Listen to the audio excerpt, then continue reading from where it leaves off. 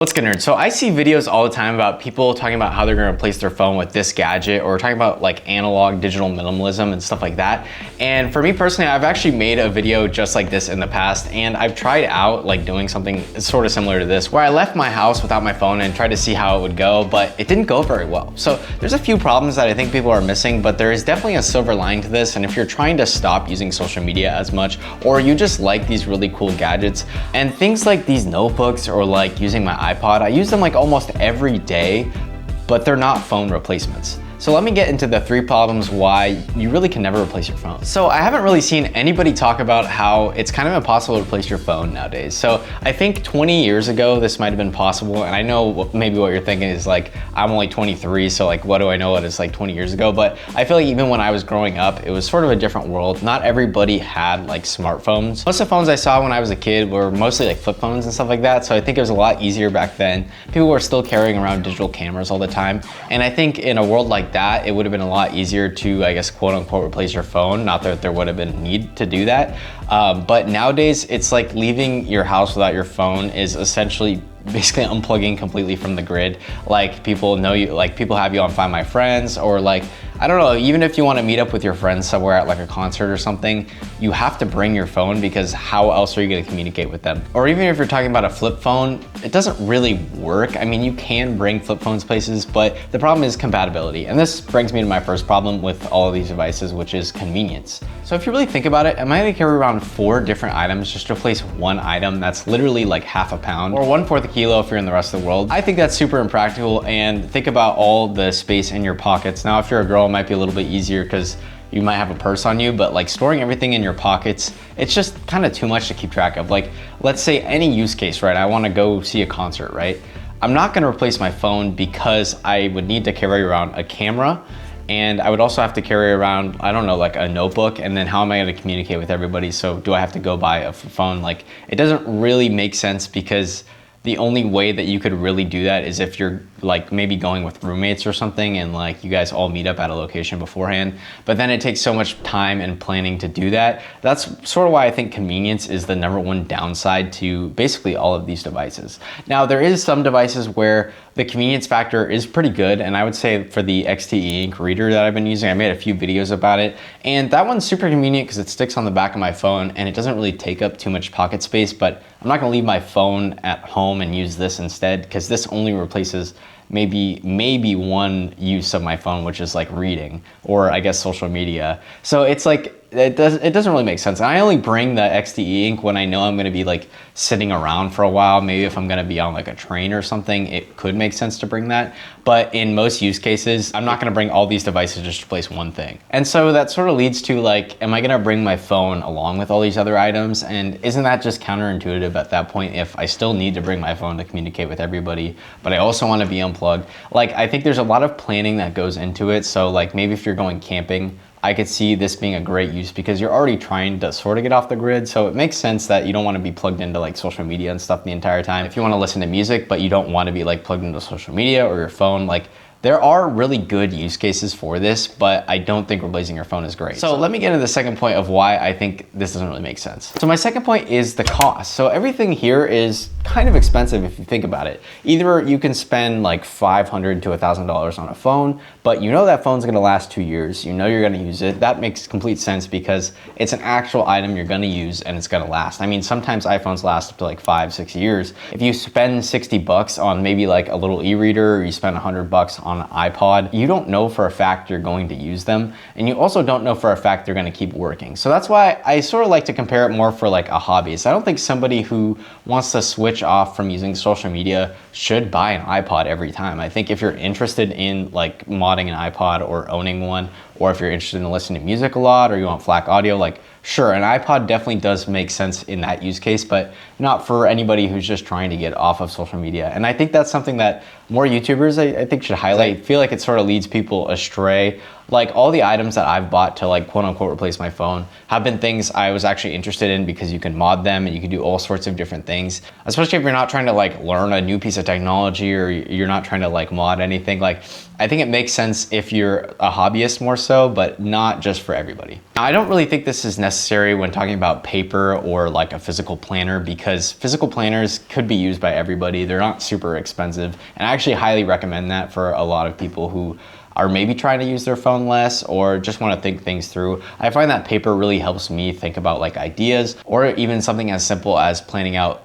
what next week's gonna look like. I find paper to be a lot more useful. And maybe that's just me, but I don't think that's a huge investment. You don't have to really be like technically a hobbyist or anything like that. You could just get a pen and a piece of paper and you're good to go. And I've seen people online do little tours of what their notebooks look like or how they plan things out. And I think that's a great entry point for people. But again, I don't think that physical planner or a notebook is going to replace your phone. I mean, maybe an iPad or something it could replace, but definitely not your phone. How are you gonna talk to anybody or do anything like that? So I think that's another aspect that people sort of miss there, where it's like, you really have to spend a lot of money to replace your phone. Are you gonna like spend another $500 in excess of you buying a phone to also get a flip phone, also get a camera that you bring around, also get an iPod, also get like an e-reader, like whatever you want? It's like you have to spend all this money just to replace one item that you bought and you want it to last a while and you wanna use it. So it's sort of counterintuitive in my opinion. And even something as simple as that paper planner,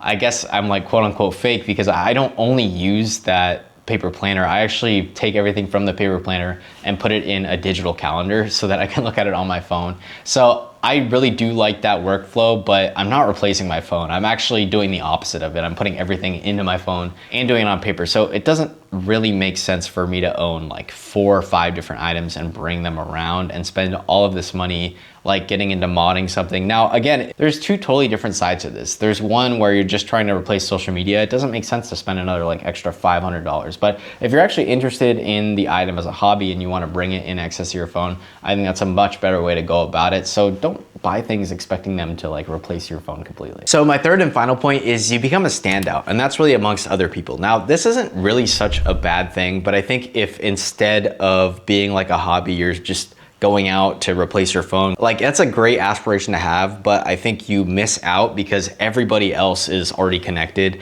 and for the most part everybody in the US uses iPhones. So I think there's a big like compatibility issue with that, in the sense that let's say you're going to a concert with your friends, you take a bunch of photos on your actual physical camera, but you're not really interested in photography. It's kind of a hassle because they just want to get like let's say you can airdrop photos to your friends that you took on your iPhone, but with your camera you have to go home, upload it to an SD card, do all that. So there is fun aspects to it, but I think there's definitely trade-offs when dealing with like analog items. Or for example, maybe you even have like a film camera, like a disposable. They're really expensive and you have to wait for film to get developed. But if you're interested in doing that and that's like sort of your thing, I think that could definitely be cool, but it really has to be something you're interested in. It shouldn't be something where you're just saying, oh, I'm gonna replace my phone because I wanna do this. So there are different aspects where I think this could be good, but it's for sure a case-by-case thing. Like nobody's actually going and replacing their phones with all these analog items. I mean, even when I try it, it's sort of impossible because again, like I said, the compatibility thing. AirDrop doesn't exist, or if you're going to like a concert with your friends, like I said, you can't really message them, you can't really call them, so what are you gonna do? You sort of have to figure it out. Or even something as simple as like, let's say you meet a friend of a friend and they wanna give you their number or something, like so you could text or so you can hang out later. Like it's not gonna be possible, you'd have to like write it down in a physical notebook. Now, even though I'm saying this, I feel like it's so improbable that I haven't really seen anybody online do it. I guess there's like some challenges out there, but it's a challenge, right? It's hard. It's not really something that you want to do. At least up until this point, I haven't really seen a device that does a good job at this. Now, I remember a few years ago, the Rabbit R1. I know there was a whole like backlash about it and it didn't really work how it was supposed to, but I think like that was a cool idea where there's not really a need to like scroll on social media on that thing because it's like kind of inconvenient to use, but you can still call and text people. I think there's definitely a market for that. No device really exists now that could truly like replace your phone. So at least for now, this is basically an impossible thing. Now, things like going camping and stuff, that could make sense where you wanna like unplug And if you're going camping with friends, like you guys all don't really need to have phones, or you can get like walkie-talkies to talk to each other. I think that could be cool, but as far as like day-to-day life, not going without a phone, there's really not a need. And there's other ways to deal with like the social media and like trying to be less connected to your phone.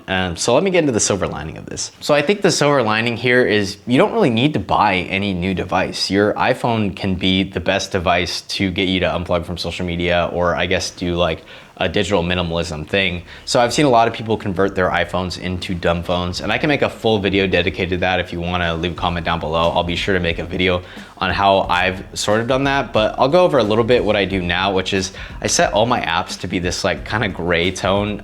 It's the liquid glass effect on the iPhone home screen. And as far as the other analog devices I use, things like the iPod, I have this Bose dock that go with it. And I only really use this at home when I'm working on stuff, but it's great. I use it like almost every day, and it doesn't need to be a phone replacement. I'm interested in like modding and adding songs to it. Or for example, this XDE ink reader, like I was really interested in actually using it. And you guys have been great leaving comments on like what I should do with it and how to use it with all the like pain points that I have with it. But I'm not gonna use it to completely replace my phone, or I'm not gonna replace a book with it. Like it's its own dedicated device. And I think we should treat these devices like that as opposed to comparing them to phones. Now, maybe I'm just speaking for myself, but I do think a lot of people go into buying these devices thinking they're gonna replace the phones, and then realize it's sort of like a hobby or something that they don't really wanna get into. So it's sort of a waste of money, and you don't really need to do that. There's also other apps. I used to use one called Refocus, and right now I'm using one called Be Present,